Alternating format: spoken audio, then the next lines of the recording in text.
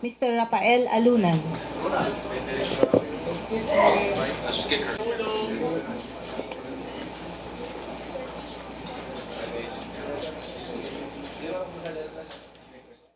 This is the second time that I face you. The first time was in 2016 when I filed under Bagumbayan with Senator Dick Gordon. Today is my second filing for the Senate 3 years later, again under Bagumbayan and with Senator Dick Gordon beside me. In 2016, Senator Gordon ran to win and he won big. In 2016, I ran to reintroduce myself to the public because I was told that I need 3 years to build a winning runway. Today, I filed my candidacy for Senator for 2019. I'm on track and I'm running to win. One Philippines is a party list that I also created. They're on the 8th floor. From here, I'm proceeding to the 8th floor. We created One Philippines on the basis of national unity to build a better Philippines for all Filipinos. And the vision and the mission of One Philippines is compatible with the vision and mission of Bagong Bayan Party, to which I am representing. We are working for a better Philippines. We are working for equal opportunity for all Filipinos. We are working for poverty reduction, for ecological security and human security. We're working for a strong defense. We're working for all the things that we are weak at to make stronger a nation that would be worthy for all generations. We are building a country for our children. Today, I thank Senator Gordon and my supporters in One Philippines for being with me today. We are here to serve Inang Laya and all Filipinos.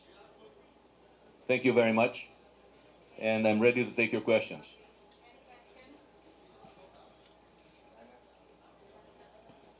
Yes, sir. How are you doing? Hi, sir. Hi. Paterno from Rappler. Right. Sir, how do you view the Duterte administration's policy on the West Philippine Sea? I think it's a very smart policy. We're talking about an independent foreign policy where everybody's equidistant. We are friends to all with malice toward none.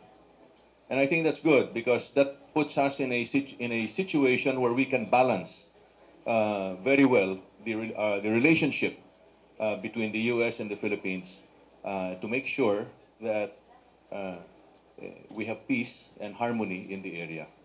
We can play a very important role in that respect. Sir, is there any point for improvement in terms of the West Philippine Sea policy of President Duterte? I think it's a question of looking at opportunities where we can continue to collaborate and while at the same time without letting go of the contentious issues. In fact, I just came back from China last night. I led a delegation of the Philippine Council for Foreign Relations. We were invited by our counterpart in China, the Chinese People's Institute of Foreign Affairs, which reports to President Xi Jinping through the Ministry of Foreign Affairs. And we had very frank discussions. And we also, about the West Philippine Sea, which I cannot divulge because it was a track to dialogue.